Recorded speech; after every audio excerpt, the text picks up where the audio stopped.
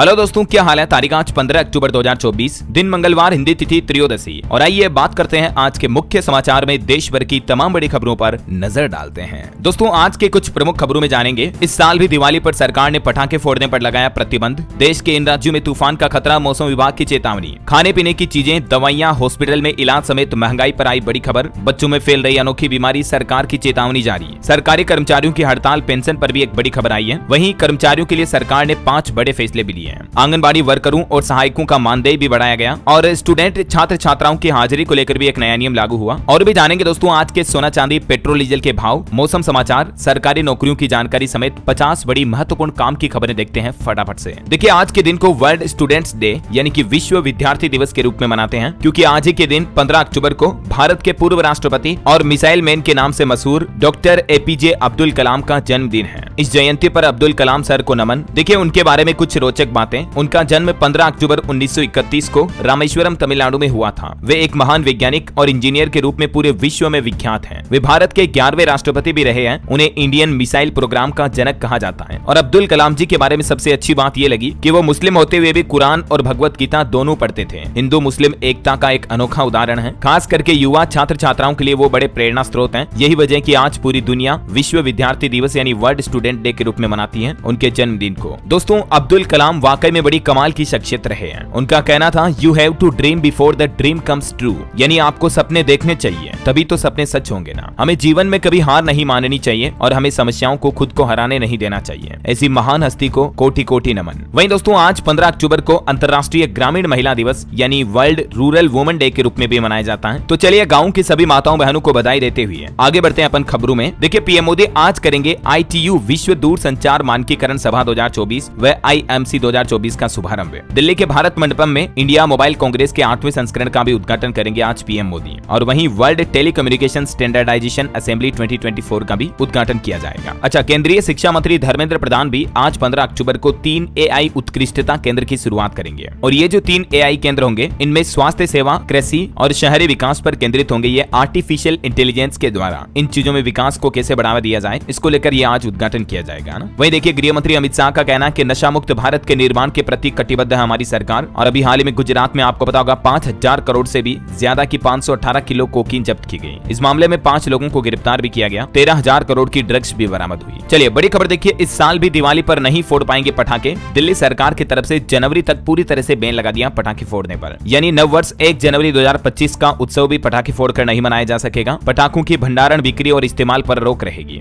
दिल्ली में बढ़ते प्रदूषण को देखते हुए दिल्ली सरकार की तरफ से ये सख्त निर्देश जारी किए हैं। और भी कई राज्य सरकारों की तरफ से गाइडलाइन जारी की है। जैसे देखिए, आप हरियाणा में दिवाली की रात सिर्फ 8 से 10 बजे तक ग्रीन पटाखे जलाने की अनुमति होगी। प्रशासन की तरफ से धारा 163 भी लागू की गई। वैसे दिल्ली में तो अभी हवा काफी जहरीली हो चुकी है दशहरे के बाद, तो अब दिल्ली सरकार ने कुछ पाबंदियां भी बढ़ा दी हैं। GRAP का पहला चरण भी लागू हो चुका है। GRAP ग्रेप का मतलब होता है ग्रेडेड रिस्पॉन्स एक्शन प्लान, जो कि जब भी पॉल्यूशन प्रदूषण बढ़ता है तो दिल्ली सरकार की तरफ से लागू किया जाता है। अभी दिल्ली में AQI 200 के पार पहुंच चुका है, तो ये ग्रेप 1 की पाबंदियां लागू हो चुकी है। और इन पाबंदियों के दौरान आपको किन किन चीजों का ध्यान रखना होगा, देखिए जरा। वाहनों के इंजन का ध्यान रखें। गाड़ी अगर ज्यादा धुआं दे रही तो चालान कट सकता है। प्रदूषण प्रमाण पत्र बनाकर रखें। खुले स्थानों पर कूड़ा कचरा ना फैलाएं। 10 और 15 साल पुराने डीजल पेट्रोल वाहन चलाने पर भी रोक रहेगी, है ना। तो ये कुछ ग्रेप 1 के दौरान पाबंदियां लागू रहेगी। कोयले वगैरह के इस्तेमाल पर भी रोक रहेगा। दिल्ली सरकार ने सभी स्थानीय निकायों को भी निर्देश जारी किया। इस दौरान शहर के ज्यादातर चौराहों पर एंटी स्मोक गन वगैरह भी लगाई जाएगी। ये दिल्ली सरकार का प्लान है। चलिए, अगली खबर देखिए आप। महंगाई पर बड़ी खबर आ रही। खाद्य वस्तुओं की कीमतों में तेज उछाल के चलते बढ़ गई महंगाई। सितंबर महीने में 5.49% रही रिटेल इन्फ्लेशन रेट। यानी हाल ही में आपने देखा होगा खाने पीने की काफी चीजों की कीमतें बढ़ी। यही वजह है कि रिटेल इन्फ्लेशन मतलब खुदरा महंगाई दर बढ़ गई है। लगभग 5.5% पहुंच चुकी है, क्योंकि अभी फल, सब्जियां, दालें, तेल, मसाले, आलू, प्याज, टमाटर वगैरह काफी महंगे चल रहे हैं। ये वजह है कि खुदरा के साथ साथ थोक मुद्रास्फीति भी बढ़ी है बीते महीने सितंबर में। यानी थोक महंगाई दर भी बढ़कर 1.84% पर पहुंच चुकी है, जबकि अगस्त महीने में ये 1.31% ही थी। और जो अभी रिटेल महंगाई दर है ना, वो भी पिछले 9 महीनों में सबसे ज्यादा हो चुकी है। सब्जियों की महंगाई दर भी 11% से बढ़कर 36% तक पहुंच चुकी है। और दोस्तों, महंगाई दर पर अलग अलग राज्यों के हिसाब से भी आंकड़े देखिए आप। छत्तीसगढ़, बिहार समेत 6 ऐसे राज्य हैं जहां महंगाई की मार सबसे ज्यादा है। उन राज्यों में कौन कौन से राज्य शामिल देख सकते हैं आप। बिहार, छत्तीसगढ़, उत्तर प्रदेश, उड़ीसा, हरियाणा और गुजरात। इसके अलावा भी 8 राज्य ऐसे हैं जहां 5% से ज्यादा है महंगाई दर। इन राज्यों के नाम भी आप देख सकते हैं। वैसे महंगाई ना सिर्फ खाने पीने की चीजों में है, बल्कि अब हॉस्पिटल में इलाज कराना भी महंगा होगा। इकोनॉमिक टाइम्स की रिपोर्ट के मुताबिक दोस्तों, हेल्थ सेक्टर में नया चलन तेजी से उभर रहा है और अभी कई अस्पताल मरीजों से सर्ज प्राइस, पीक चार्ज वगैरह लेना भी शुरू कर दिए हैं। इसके चलते हालिया रिपोर्ट के मुताबिक हॉस्पिटल में इलाज कराना भी लगभग 20% तक महंगा हो चुका है। देखिए आप ये रिपोर्ट क्या कहती है। अच्छा, अब आपको दवाइयां भी महंगी मिलने वाली हैं। खुद सरकार की तरफ से फैसला लिया गया, 11 जरूरी दवाओं की कीमतों में इजाफा यानी कि बढ़ोतरी होगी।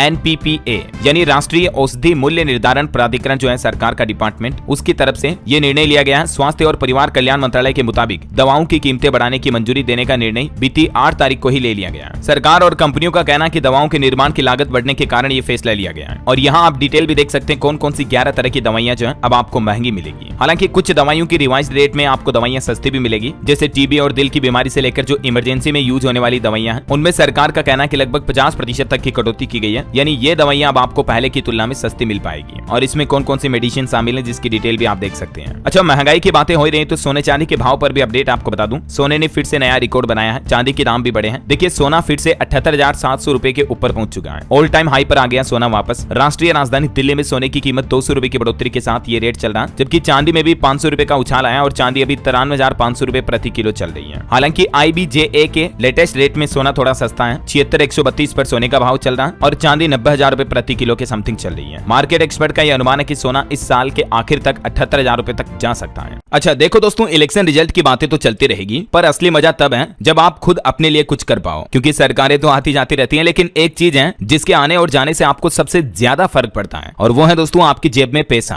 अगर आपको पैसा कमाना है तो आपको खुद उस रास्ते को खोजना होगा। चलो मैं आपके उस रास्ते को खोजने में थोड़ी हेल्प कर देता हूं। तो देखिए ये है पॉकेट ब्रोकर। मैंने खुद इससे काफी पैसा बनाया है और अब आपको रिकमेंड कर रहा हूं। यहां पर ट्रेडिंग करना इतना सिंपल है कि कोई भी कर सकता है, बिना ज्यादा कोई टाइम और मेहनत के। बस थोड़ा फोकस करो और देखते देखते पैसा कमाओ। देखो यहां पर आपको ईमेल और पासवर्ड डालना है, और हां अगर आप मेरा प्रोमो कोड DLS100 डालोगे तो आपको फर्स्ट डिपॉजिट पर 100% बोनस भी मिल जाएगा। अब देखो कुछ इस तरह से इसका इंटरफेस आपको दिखेगा, बहुत ही सिंपल है। यहाँ 130 से भी ज्यादा एसेट्स और करेंसी हैं जिनमें आप आसानी से ट्रेड कर सकते हैं, और यहाँ से आप डिपॉजिट कर सकते हो। डिपॉजिट के लिए कई सारे ऑप्शंस हैं। चलिए एक ट्रेड करके भी आपको दिखा देता हूं। यहाँ से मैंने एक एसेट सेलेक्ट किया और यहाँ से अमाउंट सेलेक्ट किया। अब यहाँ आप थोड़ा चार्ट को देखना, समझना और फिर आपको जो लगे वो करना। मुझे तो लगता है कि ये ऊपर जाएगा, इसलिए मैंने बाय पर क्लिक कर दिया। अब बस थोड़ा वेट करना है, और देखा कितनी इजीली मैंने कुछ पैसे कमा लिए ट्रेड करके। इन पैसों को आप इजीली विड्रॉ भी कर सकते हैं, और अगर आपको कोई इश्यू आता है तो इनका सपोर्ट भी 24/7 अवेलेबल रहता है। तो जाओ आप भी एक्स्ट्रा इनकम करना शुरू कर दो। डिस्क्रिप्शन और पिन कमेंट में मैंने पॉकेट ब्रोकर का लिंक दे दिया, और मेरा प्रोमो कोड DLS100 डालकर रजिस्टर करोगे तो 100% बोनस भी मिलेगा। चलिए अगली बड़ी खबर देखिए दोस्तों। भारत और कनाडा में फिर से तनाव बढ़ा। भारतीय विदेश मंत्रालय ने कनाडा से हमारे उच्चायुक्त को भी वापस भारत बुला लिया है, और कनाडा के 6 डिप्लोमेट को भी निष्कासित किया। भारत सरकार का कहना है कि हमें कनाडा पर भरोसा नहीं है। यही वजह है कि वहां से हमारे उच्चायुक्त को वापस बुलाने का फैसला लिया गया। निज्जर मामले में झूठे आरोपों के बीच भारत सरकार की तरफ से यह बड़ा कदम उठाया गया, क्योंकि कनाडा की तरफ से हाल ही में कुछ उल्टे सीधे बयान भी दिए गए थे। तो ये वजह भारत कनाडा के बीच कंट्रोवर्सी वापस बढ़ गई है, और दोनों ही देशों ने एक दूसरे के 6 डिप्लोमेट्स निकाल दिए हैं। भारतीय विदेश मंत्रालय ने भी अपने राजदूत को वापस कनाडा से बुला लिया, और जो 6 कनाडाई राजनयिकों को भी निष्कासित किया भारत सरकार ने, उन्हें भी 19 अक्टूबर तक हमारा देश छोड़ना होगा। वैसे ये भारत कनाडा के बीच विवाद कैसे शुरू हुआ? एक साल बाद दोनों देश एक दूसरे के आमने सामने फिर से क्यों आ गए? क्योंकि अभी आपको पता होगा साल भर पहले 2023 में भी काफी कंट्रोवर्सी हुई थी। ये प्रेजेंटेशन में आप देख सकते हैं अगर आप इंटरेस्टेड हैं तो। भारत कनाडा के बीच कब कब तनाव बढ़ा, इसकी कुछ घटनाओं के इवेंट भी। चलिए अगली खबर देखिए दोस्तों। भारतीय रिजर्व बैंक के गवर्नर शक्तिकांत दास ने RBI 890 सम्मेलन को संबोधित किया, और इसमें गवर्नर बोले कि AI पर ज्यादा निर्भरता फाइनेंशियल स्टेबिलिटी के लिए खतरा है। बैंक AI का फायदा ले, लेकिन उन कंपनियों को फायदा नहीं उठाने दें जो कि AI के जरिए फाइनेंशियल मार्केट को ज्यादा खतरा पहुंचा सकती है। वहीं reserve bank governor Shaktikanta Das ने कहा कि विदेश से पैसा भेजने में लगने वाले समय और लागत को कम करना जरूरी है, ताकि भारत में ग्लोबली ट्रेड बढ़ सके, जैसे डॉलर, यूरो, पाउंड जैसी करेंसी में मुद्रा लेन देन आसानी से हो। बैंक इस तरह का सिस्टम विकसित करे। चलिए खबर देखिए दोस्तों। आंध्र प्रदेश सरकार का बड़ा ऐलान। अमरावती में बनेगा रतन टाटा श्री के नाम से इनोवेशन हब। नवाचार और उद्यमशीलता को बढ़ावा देने के लिए आंध्र प्रदेश सरकार ये स्थापना करने जा रही है, रतन टाटा श्री को ट्रिब्यूट देने के लिए।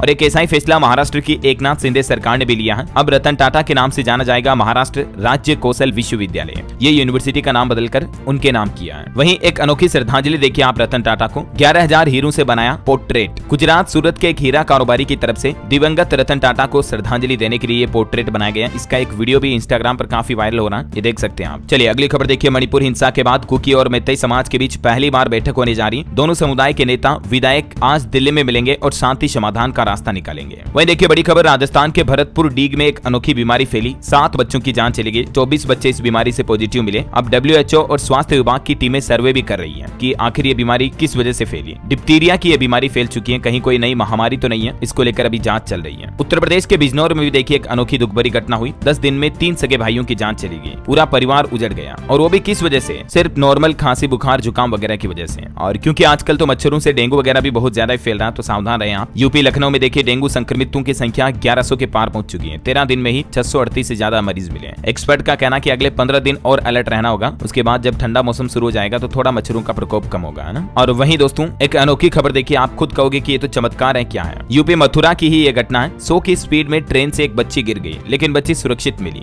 पिता ने 10 किलोमीटर दूर जाकर ट्रेन रुकवाई, तब जाकर बच्ची को ढूंढा। बच्ची तकरीबन 2 घंटे तक झाड़ियों में रोती रही। ये वो बच्ची का वीडियो भी सामने आ रहा, देख सकते हैं आप। बच्ची एकदम स्वस्थ है, कुछ नहीं हुआ, बाल भी बांका नहीं हुआ। बच्ची इमरजेंसी विंडो से गिर गई जब ट्रेन की स्पीड 100 से भी ज्यादा थी। अब जरा सोचिए आप। गीतांजलि एक्सप्रेस ट्रेन जो कि मध्य प्रदेश के टीकमगढ़ से यूपी मथुरा आ रही थी, इसी दौरान 8 साल की बच्ची ये चलती ट्रेन से गिर गई। लेकिन वो कहते हैं ना कि जाको राके साइयां मार सके ना कोई, ये तो वाकई में एक चमत्कार ही है यार। दोस्तों क्या कहोगे आप इस बारे में, कमेंट करके बताओ देखिए मुझे। चलिए अगली खबर देखिए दोस्तों, एक श्रद्धांजलि। नहीं रहे द कपिल शर्मा शो के famous comedian Atul Parchure. Cancer की वजह से उनका निधन हो गया। कपिल शर्मा में कॉमेडी शो में आपने इनको देखा होगा। कपिल शो में ये बॉडीगार्ड, बिंदु के पिता और भी कई अलग अलग किरदारों से दर्शकों को हंसाते मनोरंजन करते हैं, लेकिन अब आप इनको कपिल शो में नहीं देख पाएंगे। ईश्वर इनकी आत्मा को शांति दें। चलिए अगली खबर देखिए, राष्ट्रीय जल पुरस्कार का ऐलान हो चुका है। पहले नंबर पर रहा उड़ीसा राज्य, दूसरे नंबर पर यूपी। केंद्रीय जल शक्ति मंत्री की तरफ से ये पुरस्कार का अनाउंसमेंट किया गया। पानी के संकट से बचने के लिए जल संरक्षण में इन राज्यों ने बेहतर कार्य किए हैं। करंट अफेयर्स के हिसाब से इंपोर्टेंट है, ध्यान रखिएगा। उड़ीसा इसमें नंबर 1 रहा है ना। और वही खबर देखिए, झारखंड के 25 साल पूरा होने के मौके पर बीजेपी संकल्प पत्र में करेगी 25 बड़ी घोषणाएं। शिक्षा, स्वास्थ्य व इंफ्रास्ट्रक्चर पर रहेगा फोकस। झारखंड विधानसभा चुनाव के लिए भारतीय जनता पार्टी अपना चुनावी घोषणा पत्र 3 चरणों में जारी कर रही है, और देखते हैं 25 संकल्प घोषणाओं में क्या क्या घोषणाएं की जाती है, मैं आपको बता दूंगा अपडेट। फिलहाल देखिए आप अगली खबर, बाबा सिद्दीकी मामले के बाद अब एक बीजेपी नेता का भी बयान सामने आ रहा कि सलमान खान बिश्नोई समाज से माफी मांग ले, क्योंकि लॉरेंस बिश्नोई गैंग का नाम सामने आया था, आपको पता होगा, बाबा सिद्दीकी के मामले में, जो कि सलमान खान से खफा है। और इस मामले पर खबर आ रही कि बाबा सिद्दीकी का बेटा भी टारगेट पर था। गिरफ्तार हुए आरोपी की तरफ से यह खुलासा किया गया।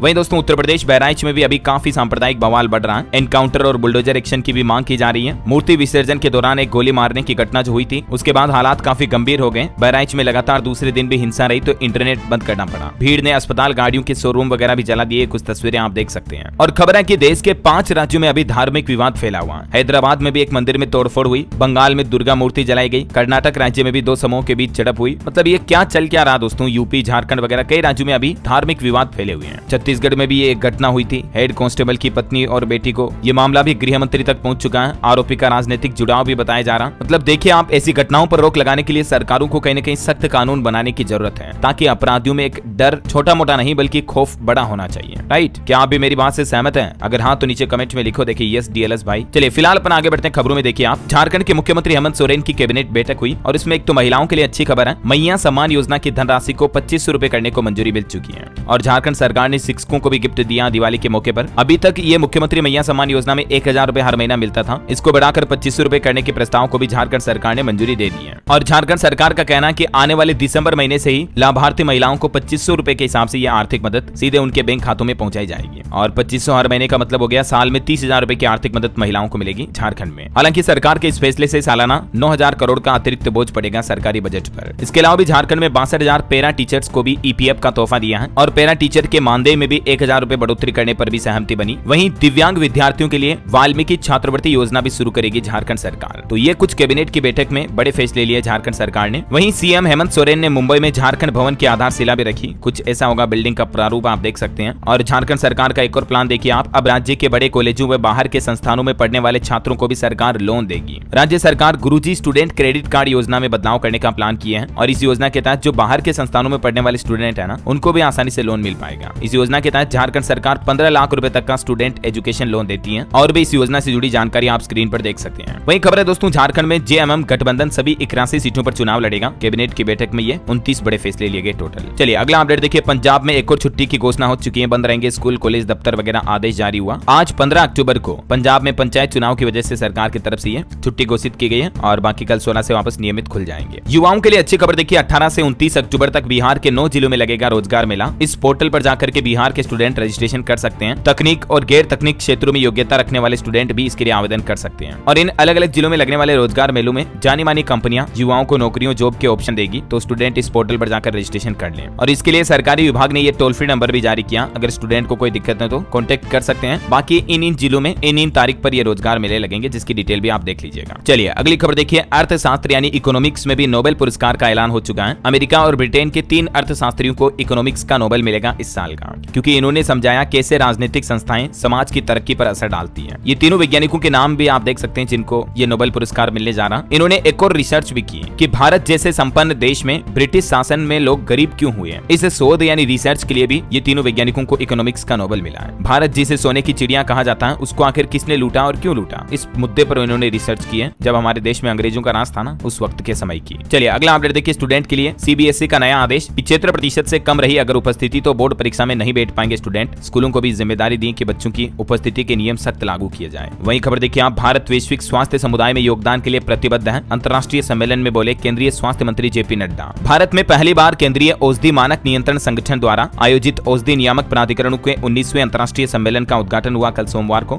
और इसी में केंद्रीय स्वास्थ्य परिवार कल्याण मंत्री की तरफ से ये बड़ी घोषणाएं की गई। उन्होंने कहा कि दवा निर्माण में भारत सबसे आगे है दुनिया में। स्वास्थ्य सचिव ने भी ये दावा किया कि दुनिया भर की 8 अरब वैक्सीन में से आधी वैक्सीन भारत में बनी है। चलिए खबर है। भारत में प्रोजेक्ट डॉल्फिन के तहत पहली बार डॉल्फिन मछलियों की संख्या का आकलन किया जाएगा। जल्दी सरकार इसके आंकड़े भी जारी करेगी। और वहीं बायोडाइवर्सिटी यानी कि जैव विविधता को लेकर भी भारत ने इसे बचाने के लिए राष्ट्रीय योजना को अपडेट किया गया, जिसे COP16 में जारी किया जाएगा। वहीं देखिए सरकार का प्लान। भारत के संसद भवन में जल्द ही लाया जाएगा खेल विधेयक। युवा कल्याण मंत्रालय ने कहा कि खेलों और खिलाड़ियों को इसका लाभ मिलेगा, तो सरकार जल्द ही नया स्पोर्ट्स पॉलिसी यानी खेलों के नए कानून कायदे लाएगी। तो मैं आपको बता दूंगा अपडेट क्या क्या नए मसौदे होते हैं उसमें। और वहीं दोस्तों भारत की इकोनॉमी पर भी एक अच्छी रिपोर्ट आ रही है। आने वाले 10 सालों में 67 लाख करोड़ रुपए के निवेश की तैयारी में है भारतीय कंपनियां। S&P ग्लोबल रेटिंग एजेंसी की तरफ से यह दावा किया गया भारत की अर्थव्यवस्था को लेकर। वैसे अभी दिवाली नवरात्र वगैरह त्योहारों का जो सीजन चल रहा है, इसमें भी देखिए आप खबर है कि 4.25 लाख करोड़ रुपए के व्यापार से भारतीय अर्थव्यवस्था में उछाल आएगा, क्योंकि अभी इस सीजन में कई व्यापारी चीनी सामान का बहिष्कार भी कर रहे हैं। मेड इन इंडिया सामान को बढ़ावा दिया जा रहा। रिपोर्ट्स के मुताबिक अभी तक के फेस्टिवल सीजन में ही लोगों ने बम्पर खरीदारी की। बीते 10 दिनों में ही 50,000 करोड़ का व्यापार हुआ। केट की तरफ से ये आंकड़े जारी किए गए। दिवाली पर भी शानदार कारोबार होने का अनुमान है। मतलब इस त्योहारी सीजन में टोटल देश में लगभग 4.25 लाख करोड़ रुपए के व्यापार की संभावना है ना। वहीं भारत सरकार का एक और प्लान है। रिन्यूएबल एनर्जी की दुनिया में भी किंग बनेगा हमारा भारत। अभी तक के आंकड़ों के मुताबिक देश ने सितंबर 2024 में 200 गीगावाट का आंकड़ा पार कर लिया है रिन्यूएबल एनर्जी के सेक्टर में भी। जो भारत सरकार तेजी से काम कर रही है, इसका रिजल्ट अब धीरे धीरे दिखना शुरू हो गया है। चलिए अगली खबर देखिए। एक रिपोर्ट सामने आ रही है। OROP यानी कि 1 रैंक 1 पेंशन में बढ़ोतरी के बावजूद भी देश के पूर्व सैनिक खुश नहीं है, क्योंकि बढ़ोतरी कितनी हुई, किसी की सैलरी में 1 रुपया, किसी को 2 रुपया एरियर का बढ़ोतरी का फायदा मिला है, तो खुश होंगे भी कैसे आखिर। हालांकि वैसे अभी दिवाली के मौके पर सरकार ने केंद्रीय अर्धसैनिक और सशस्त्र बलों समेत लाखों सरकारी कर्मचारियों को तोहफा देने की घोषणा की है। 6,908 रुपए तक का बोनस मिलेगा। वित्त मंत्रालय की तरफ से इस संबंध में निर्देश भी जारी किया है। इस आदेश के तहत सभी पात्र कर्मचारियों को 30 दिन के वेतन जितनी राशि बोनस के रूप में देगी सरकार। मतलब 1 महीने का एक्स्ट्रा वेतन दिवाली बोनस के रूप में मिल जाएगा, है ना। बहरहाल अभी तो कुछ और महत्वपूर्ण और काम की खबरें देखेंगे दोस्तों अपन, लेकिन फिलहाल वक्त तो चला है आज के ताजा मौसम समाचार जानने का। और हाँ, आपको एक बात याद दिला दूं, अगर आप DLS न्यूज चैनल पर पहली बार आए हैं और चैनल से अभी तक भी नहीं जुड़े हो, मतलब सब्सक्राइब नहीं किया है, तो सोच क्या रहे हो यार दोस्तों, फटाफट से सब्सक्राइब करके बेल आइकन दबा दो और जुड़ जाइए आप मेरे से, यानी आपके अपने DLS भाई के साथ जुड़ जाएंगे आप सब्सक्राइब करके, ताकि आपको रोजाना की ताजा खबरें, सरकार के नए नियम, नई योजनाओं की जानकारी सबसे पहले आपके मोबाइल पर मिलती रहेगी इसी चैनल DLS न्यूज के माध्यम से, है ना। चलिए अभी अपन आगे बढ़ते हैं। मौसम में देखिए, एक तो तूफान का खतरा भी मंडराने लगा फिर से। मौसम विभाग ने चेतावनी जारी की है। कहा कि बंगाल की खाड़ी में फिर से निम्न दबाव बन रहा, जिसके चलते तूफान की आहट है। मुंबई में भी IMD ने अलर्ट जारी किया है। अगले 2 दिनों के दौरान पूरे देश में कई राज्यों में मानसून की फिर से वापसी देखने को मिल सकती है। कुछ राज्यों के मानसून के हालात देखिए आप। मध्य प्रदेश में इंदौर, भोपाल वगैरह में सुबह कोहरा छाया, फिर धूप और दोपहर में हल्की बारिश भी हुई। छत्तीसगढ़ से अगले 2 दिन में मानसून पूरी तरह से विदा हो जाएगा। बिहार से भी मानसून विदा हो चुका है। इस साल 20% कम बारिश हुई। और मौसम विभाग का कहना है कि बिहार में तो अब जल्द ही ठंड की शुरुआत भी हो जाएगी। 12 किलोमीटर प्रति घंटा की रफ्तार से पछुआ हवाएं भी चलेगी। दिवाली छठ के आसपास ठंड बढ़ेगी। हरियाणा में भी ठंड की शुरुआत हो चुकी है। तापमान में अच्छी खासी गिरावट देखी गई। और भी दोस्तों, स्काईमेट वेदर की रिपोर्ट के मुताबिक अगले 24 घंटों के दौरान मौसम की संभावित गतिविधियां क्या रह सकती हैं, जिसकी डिटेल भी आप देख सकते हैं स्क्रीन पर। चलिए मौसम के बाद पेट्रोल डीजल के रेट लिस्ट देख लेते हैं। सराफा बाजार का अपडेट तो मैंने आपको बता ही दिया। सोने चांदी के भाव तो पेट्रोल डीजल की बात करें तो अंतरराष्ट्रीय बाजार में अब फिर से कच्चे तेल में गिरावट का रुख जारी है। तो यही वजह की अच्छी बात यह है कि कीमतें स्थिर हैं। ठीक है, तो ये थोड़ी राहत की बात है। अभी देश के 4 महानगरों में दिल्ली, मुंबई, कोलकाता, चेन्नई में पेट्रोल का और डीजल का रेट क्या चल रहा है देख सकते हैं आप स्क्रीन पर। इसके अलावा भी देश के कुछ अलग अलग शहरों में पेट्रोल डीजल के दाम देख लीजिएगा। चलिए मार्केट की बात करें दोस्तों तो सेंसेक्स में अच्छी खासी बढ़ोतरी दर्ज हुई 591 अंक की। निफ्टी भी 163 अंक में तेजी में रहा। मेटल रिटेल और आईटी शेयर्स में ज्यादा बढ़ोतरी देखी गई। वहीं निवेशकों के लिए भी अपडेट है। हुंडई मोटर इंडिया लिमिटेड का आईपीओ आज 15 अक्टूबर से खुलेगा और ये दोस्तों अब तक का हमारे देश का सबसे बड़ा आईपीओ इश्यू होगा। इस आईपीओ का प्राइस बैंड तय हुआ 1865 से 1960 तक के बीच प्रति शेयर का प्राइस होगा, मतलब 17 अक्टूबर तक आप इसमें निवेश कर पाएंगे। वहीं कुछ कंपनियों के रिजल्ट्स देखिए आप। रिलायंस को जुलाई सितंबर तिमाही में 16,563 करोड़ का मुनाफा हुआ। नेट प्रॉफिट जियो का भी 14% बढ़कर 6,231 करोड़ रहा और HCL टेक कंपनी का मुनाफा भी 11% बढ़ा। वहीं महारत्न का दर्जा मिलने के बाद HAL कंपनी का स्टॉक 2% तक बढ़ोतरी में रहा और खबर कमजोर नतीजों के बाद 8% गिरावट आई डी मार्ट के शेयर में। इस साल इस स्टॉक ने केवल 3% तक का ही रिटर्न दिया। चलिए मार्केट के बाद अब अपन आगे बढ़ते हैं खबरों में। देखिए एक तो पश्चिम बंगाल कोलकाता में आरजी कर मेडिकल कॉलेज केस के मामले में अभी भी जूनियर डॉक्टर और ममता सरकार के बीच बैठक हुई, लेकिन कोई हल नहीं निकल पाया क्योंकि डॉक्टर अपनी मांगों को लेकर अड़े हुए हैं। और आपको पता होगा कई दिनों से कुछ डॉक्टर जो अनशन कर रहे हैं, उनमें से 4 डॉक्टरों की हालत खराब हुई, आईसीयू में भर्ती करना पड़ा। चीफ सेक्रेटरी से मीटिंग के बाद डॉक्टर बोले कि बंगाल सरकार अहंकारी हो गई है। वैसे डॉक्टरों को लेकर एक खबर यह है कि बिहार में भी आज 15 अक्टूबर को सभी जूनियर डॉक्टर हड़ताल पर रहेंगे। ये वजह यही है, आरजी कर मेडिकल कॉलेज वाले मामले के ही चलते बिहार में भी मतलब डॉक्टरों की हड़ताल रहेगी, है ना। वैसे तो IMA यानी कि इंडियन मेडिकल एसोसिएशन की तरफ से आज हड़ताल के लिए राष्ट्रव्यापी ऐलान किया है, तो देश के कुछ और राज्यों में भी आपको चिकित्सा व्यवस्थाओं में अस्पताल में समस्या देखने को मिल सकती है। चलिए अगली खबर देखिए। देश के केंद्रीय दूरसंचार मंत्री सिंधिया ने दावा किया है कि 5G के कारण भारतीय अर्थव्यवस्था में 37 लाख करोड़ रुपए की बढ़ोतरी यानी कि बूस्ट देखा जाएगा, इतना निवेश आएगा। मतलब उनका कहना है कि आने वाले 2040 तक 5G रोल आउट के चलते अर्थव्यवस्था में $450 मिलियन के निवेश की उम्मीद है। वही खबर है विदेश मंत्री डॉक्टर एस जयशंकर ने ई-माइग्रेट V2.0 वेब पोर्टल और मोबाइल ऐप का भी उद्घाटन किया। ये पोर्टल का यूज क्या होगा जिसकी डिटेल भी आप देख सकते हैं। और खबर है सेना प्रमुख जनरल उपेंद्र द्विवेदी ने भारत जापान रक्षा सहयोग को मजबूत करने के लिए 4 दिवसीय जापान यात्रा पर रवाना हुए। वहीं खबर देखिए अंतर्राष्ट्रीय दूरसंचार संघ की विश्व दूरसंचार मानकीकरण सभा WTSA की मेजबानी करेगा भारत इस साल और आज पीएम मोदी इसका उद्घाटन करेंगे, मैंने आपको बताया था ना शुरुआत में ही। वहीं वार्षिक इंडिया लीडरशिप शिखर सम्मेलन का आयोजन भी नई दिल्ली में होगा और हमारे लोकसभा अध्यक्ष ओम बिरला भी अभी जेनेवा पहुंच गए हैं भारत के संसदीय प्रतिनिधिमंडल अंतर संसदीय संघ IPU की 149वीं बैठक में भाग लेने के लिए। देश की राष्ट्रपति द्रौपदी मुर्मू भी अभी अल्जीरिया में मिली भारतीय समुदाय से, विदेश दौरे पर है, वो आपको पता होगा, मैंने आपको बताया भी था कल ही। यहाँ उन्होंने भारतीय समुदाय को संबोधित किया। आज अल्जीरिया के नेताओं के साथ बैठक भी करेगी। वहीं केंद्रीय मंत्री जगत प्रकाश नड्डा ने भी औषधि विनियामक प्राधिकरणों के 19वें अंतर्राष्ट्रीय सम्मेलन का उद्घाटन किया। तो ये तो कुछ सरकार के उद्घाटन वगैरह हो गई बातें। चलिए अगली खबर देखिए आप। एक बड़ी चौंकाने वाली रिपोर्ट आ रही दोस्तों की गरीब देशों के लिए बड़ा संकट बन रहा कर्ज का जाल। प्राकृतिक आपदाओं की मार भी बढ़ रही है। दुनिया के 26 सबसे गरीब देशों की मुसीबतें लगातार बढ़ती जा रही हैं। इन देशों के लोग कर्ज यानी लोन के जाल में फंस रहे हैं। इन 26 गरीब देशों की अर्थव्यवस्था आज भी कोरोना महामारी के ठीक पहले की तुलना में ज्यादा कमजोर है, जबकि बाकी दुनिया काफी हद तक कोविड से उबर चुकी है। आप और हम तो काफी खुशनसीब हैं दोस्तों की इतने गरीब देशों में हम नहीं रहते हैं, वरना ये तस्वीरें देखकर आप अंदाजा लगा सकते हैं गरीबी का। चलिए खबर है श्रीनिवास को सार्वजनिक खरीद पोर्टल GEM के CEO का अतिरिक्त प्रभार दिया गया। वहीं देखिए इंडियन आर्मी की ताकत बढ़ने वाली खबर। भारतीय नौसेना के बेड़े में शामिल हुआ जहाज समर्थक। समुद्र में भारत की युद्ध क्षमता बढ़ेगी अब इससे। और सरकार ने एक और प्लान भी बनाया है। केंद्रीय कैबिनेट समिति नई मिसाइल परीक्षण रेंज स्थापित करने को भी मंजूरी दे चुकी है। ये आंध्र प्रदेश के नागयालंका क्षेत्र में स्थापित की जाएगी, है ना। और खबर है कि भारतीय नौसेना नौकायन चैंपियनशिप प्रतियोगिता का आयोजन भी 16 से 19 अक्टूबर तक एजीमाला में होगा। और वहीं खबर देखिए पूर्व ब्रिटिश PM जॉनसन ने अपनी किताब में PM मोदी की तारीफ करते हुए लिखा कि वे बदलाव लाने वाले नेता हैं। नेहरू कहते थे भारत हमेशा रूस का साथ देगा। हाल ही में उन्होंने अपनी किताब लॉन्च की जिसका नाम है अनशील्ड और उसमें लिखी PM मोदी की तारीफें काफी वायरल हो रही इंटरनेट पर भी। चलिए खबर है दोस्तों सुप्रीम कोर्ट में कोरोना वैक्सीन को लेकर एक याचिका लगाएगी कि इन वैक्सीन के दुष्प्रभाव सामने आ रहे हैं, ब्लड क्लोटिंग वगैरह हो रही है। तो इन आरोपों को लगाने वाली याचिका को सुप्रीम कोर्ट ने खारिज कर दिया और कहा कि ये सिर्फ सनसनी पैदा करना इसका मकसद है। सुप्रीम कोर्ट ने कहा कि हमें यह भी समझना होगा कि अगर हम वैक्सीन नहीं लगाते तो इसके दुष्प्रभाव क्या हो सकते थे, तब कितने करोड़ों लाखों लोगों की जाने जा सकती थी। चलिए अगली खबर देखिए। चुनाव से पहले महाराष्ट्र सरकार ने बड़ी सौगात दी है। मुंबई से जुड़े सभी 5 बूथ टोल फ्री कर दिए गए हैं, मतलब उन पर अब टोल टैक्स नहीं लगेगा। आधी रात से ही महाराष्ट्र कैबिनेट का फैसला लागू हो चुका है। खास करके छोटे वाहन चालकों को सरकार ने यह बड़ी राहत दी है। आज रात 12 बजे के बाद छोटे वाहन चालकों को 5 टोल बूथों पर कोई भी टोल टैक्स नहीं देना पड़ेगा, है ना। और किन किन बूथों पर अब टोल नहीं लगेगा छोटे वाहनों से, उन बूथ सेंटर के नाम भी आप देख सकते हैं। चलिए कुछ पॉलिटिक्स के अपडेट देखिए दोस्तों। अमर अब्दुल्ला कल 16 अक्टूबर को जम्मू कश्मीर में मुख्यमंत्री पद की शपथ लेंगे। धारा 370 हटने के बाद पहली बार सरकार बनने जा रही है 16 अक्टूबर को, है ना। LG मनोज सिन्हा ने उनकी तारीख भी तय की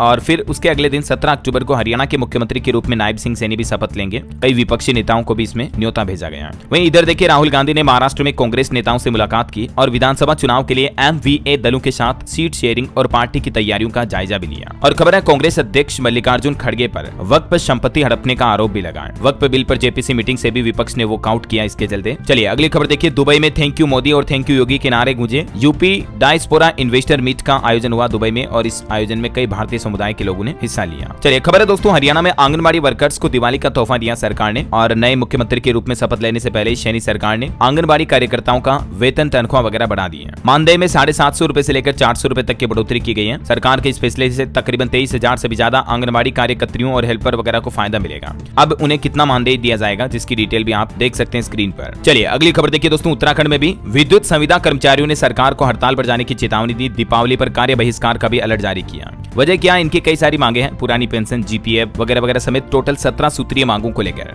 ये बिजली कर्मचारियों ने हड़ताल की चेतावनी दी है ना। वैसे उत्तराखंड से जुड़े कुछ और अपडेट देखिए फटाफट से। अब तेजी से आकार लेंगे होम स्टे समेत टूरिज्म से जुड़े उद्योग भी। उत्तराखंड सरकार की तरफ से पर्यटन को बढ़ावा देने के लिए भी ये एक नई योजना की शुरुआत की है, जिसके तहत कुछ प्रोत्साहन, वित्तीय सब्सिडी वगैरह भी दी जाएगी। सरकार इन्वेस्टमेंट पर्यटन के क्षेत्र में करने वालों को ये फायदा मिलेगा ना। वहीं उत्तराखंड सरकार का कहना है कि सहकारी बैंकों में भी 735 खाली पदों को जल्दी भरा जाएगा। विभागीय अधिकारियों को कार्यवाही के निर्देश भी दिए। इसके अलावा खबर है उत्तराखंड में 2 महीने के लिए आज से ऑपरेशन स्माइल की शुरुआत होने जा रही है। अभी सरकार ने आंकड़े जारी किए, तकरीबन लगभग 6000 गुमशुदा लोगों को तलाशा गया और इस ऑपरेशन के तहत भी गुमशुदा शिकायतों को निपटाया जाएगा। वहीं खबर है दोस्तों, उत्तराखंड में जो आपको पता होगा दशहरे के मौके पर घटना हुई थी, हरिद्वार जेल से 2 कैदी फरार हो गए थे। उन पर 50-50 हजार का इनाम घोषित किया है। जेल में रामलीला हो रही थी और ये कैदी वानर का रोल निभा रहे थे। माता सीता की खोज में निकले, अभी तक आए नहीं है। तो अब हरिद्वार जेल प्रशासन की तरफ से इन पर 50-50 हजार रुपए का इनाम घोषित किया है। ये दोनों आरोपी हैं। चलिए खबर है दोस्तों, मध्य प्रदेश में देखिए सेवानिवृत्त कर्मचारियों को प्रदान किया जाए वार्षिक वेतन वृद्धि का लाभ। एमपी हाईकोर्ट की तरफ से सरकार को यह निर्देश जारी किया गया। चलिए अगली खबर देखिए, राजस्थान के तहत ग्लोबल इन्वेस्टर समिट का आयोजन होगा कल 16 अक्टूबर को। 4000 करोड़ से भी ज्यादा के एमओयू साइन किए जाएंगे। वहीं राजस्थान में मुख्यमंत्री की अध्यक्षता में Rajasthan economic revival task force का गठन भी किया गया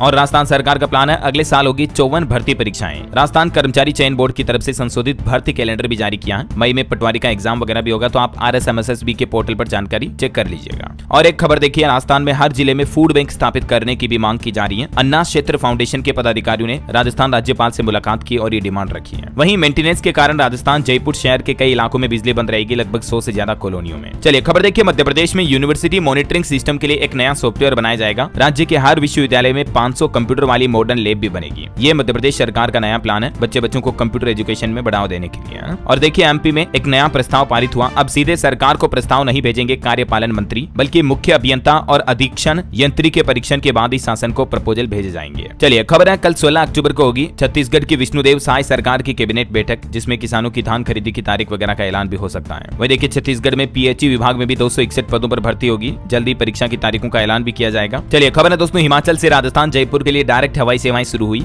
वहीं बैंकिंग न्यूज से खबर देखिए, बैंक ऑफ बड़ौदा ने अपने ग्राहकों को तोहफा दिया। दिवाली से पहले FD की ब्याज दरों में बढ़ोतरी की है। लगभग 0.40% तक की ब्याज दरों में बढ़ोतरी हुई है और इस बढ़ोतरी के बाद अलग अलग दिनों की टाइम पीरियड की FD पर अब आपको BOB में कितना इंटरेस्ट मिलेगा, जिसकी डिटेल भी आप देख सकते हैं स्क्रीन पर। वहीं देखिए मुख्यमंत्री बनने के बाद पहली बार PM मोदी से मिली दिल्ली की CM आतिशी। PMO की तरफ से यह तस्वीर भी शेयर की गई। चलिए खबर है, राजस्थान के सरकारी कर्मचारी अब कर सकेंगे आसानी से विदेश यात्रा। राजस्थान सरकार की तरफ से नई गाइडलाइन जारी की गई है। पहले इसमें क्या प्रावधान थे और अभी विदेश यात्रा के लिए कर्मचारियों के लिए क्या शर्तें तय होगी, जिसकी जानकारी भी आप देख सकते हैं। और खबर है, वन नेशन वन इलेक्शन के बाद अब वक्फ संशोधन बिल के खिलाफ भी केरल सरकार विधानसभा में बिल लाएगी। केरल के CM पिनराई विजयन का यह कहना है। वहीं केंद्र सरकार ने लॉन्च किया राष्ट्रीय बिजली प्लान भी। हमारे पड़ोसी देश नेपाल, सऊदी अरब समेत कई देशों तक ये नेटवर्क फैलेगा। भारत अब बिजली को एक्सपोर्ट भी करेगा, जिससे बड़ा फायदा मिलेगा। और किसानों के लिए खबर देखिए, मक्का के लिए 3000 रुपए प्रति क्विंटल कीमत होगी खरीदारी के लिए। हिमाचल प्रदेश के मुख्यमंत्री सुखविंदर सिंह सुक्खू की तरफ से ये घोषणा की गई। वहीं खबर है दोस्तों, अब व्हाट्सएप से भी बिजली की समस्या का तुरंत समाधान हो पाएगा। उत्तर प्रदेश बिजली विभाग की तरफ से ये व्हाट्सएप नंबर जारी किया है। नंबर आप स्क्रीन पर देख सकते हैं। वहीं यूपी में महिलाओं के लिए भर्ती पर भी खबर आ रही। स्वास्थ्य कार्यकर्ता के 5272 पदों के लिए अधिसूचना जारी हुई। आवेदन की प्रक्रिया 28 अक्टूबर से शुरू होगी। UPSSC की तरफ से ये रिक्रूटमेंट निकाली गई है। ज्यादा जानकारी आप इस पोर्टल पर चेक कर लीजिएगा। कुछ और एजुकेशनल खबरें देखिए फटाफट से। यूनाइटेड इंडिया इंश्योरेंस कंपनी में भी प्रशासनिक अधिकारी की भर्ती होगी। 15 अक्टूबर से आवेदन शुरू होंगे। और इग्नू यूनिवर्सिटी ने दिसंबर टर्म एंड परीक्षा के लिए भी आवेदन शुल्क बढ़ा दिए। 20 तारीख तक आप पंजीकरण कर पाएंगे। वहीं खबर है, असम में भी शीघ्र ही 17 एकलव्य मॉडल आवासीय विद्यालयों का निर्माण किया जाएगा। मुख्यमंत्री हेमंत बिश्व शर्मा की तरफ से यह घोषणा की गई। और जम्मू कश्मीर में देखिए, medical entrance exam paper leak मामले पर ईडी ने बड़ी कार्रवाई की। 4 लोगों की 1,31,00,000 की संपत्ति जब्त की। चलिए ऑटो इंडस्ट्री से खबर है दोस्तों, भारत की पहली high voltage electric bike launch हुई। कंपनी का दावा है कि फुल चार्ज करने पर 200 किलोमीटर तक चलेगी। कीमत इसकी 2,39,000 रुपए रखी गई है। वहीं अंतर्राष्ट्रीय न्यूज पर खबर है, संयुक्त राष्ट्र महासचिव पर इजराइल के प्रतिबंध के खिलाफ लिखे पत्र से भारत ने किनारा किया। और खबर है, हिजबुल्लाह ने इजरायली मिलिट्री बेस पर ड्रोन अटैक किया, जिससे 4 सैनिकों की जान चली गई। ईरान इजराइल जंग और ज्यादा बढ़ रही है। अमेरिका भी इजराइल को 100 सैनिकों के साथ भेजेगा उन्नत मिसाइल रक्षा प्रणाली सिस्टम भी। चलिए अब अपन अंत में आज के राशिफल पर नजर डाल लेते हैं। देखिए, धनु राशि वालों का मनचाहा काम पूरा हो सकता है और कुंभ राशि वालों की इनकम बढ़ने के भी योग हैं। कर्क राशि के लोग योजना के अनुसार काम करेंगे तो लाभ होगा। वृश्चिक राशि के लोग अपनी कमजोरियां दूर करें। और भी दोस्तों कुछ अलग अलग राशियों का राशिफल आप स्क्रीन पर देख सकते हैं। और हाँ, आप मुझे कमेंट करके बताइए दोस्तों की भारत ने किस देश से अपने 6 राजनयिकों को वापस बुलाया है। करंट अफेयर्स का जीके क्वेश्चन है, कमेंट करके लिखना। आपको सही जवाब देने वाले लोगों को रेंडमली सेलेक्ट होने पर DLS न्यूज टीम की तरफ से एक शानदार सरप्राइज गिफ्ट जीतने का मौका मिलेगा। और इसी के साथ ही अगर आपको वीडियो अच्छा लगा तो इसे लाइक करना, शेयर भी करना। DLS न्यूज चैनल को सब्सक्राइब करके बेल आइकन जरूर दबा देना, रोजाना ऐसी इंफॉर्मेटिव काम की खबरें देखते रहने के लिए। जय हिंद, जय भारत, वंदे मातरम।